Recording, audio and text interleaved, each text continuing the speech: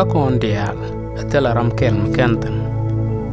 ngula dab karano kaka gwadin to ko jal kana pel mbaje jakala we ngar kel kri nika ngula lot kay no lode o tela ram la dab ka ngay ngwan kel kan ngwan dial tin ngay nen tham ngay kon ko ta kon kel kana kon re chianga la ling mken medling karamodam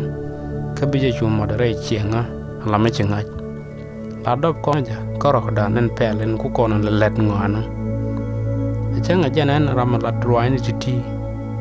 chen kalat ku ku lanya je ka ngen ngwana amene jin bo de re la de roj me de tek de benger kon dial gor kon chom dan koro entek telaram je tokten chenga kan kwar tun roi na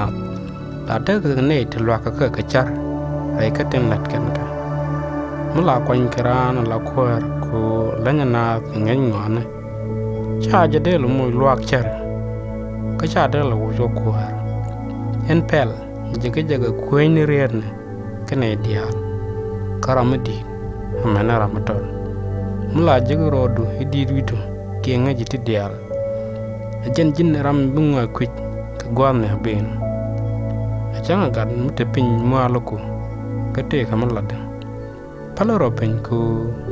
biling nitin go nuken ray right en pel chiu wan yoku kenu la gongaje na ku te ga gwan miditen en pel amungu redu mewal ala meta kerlot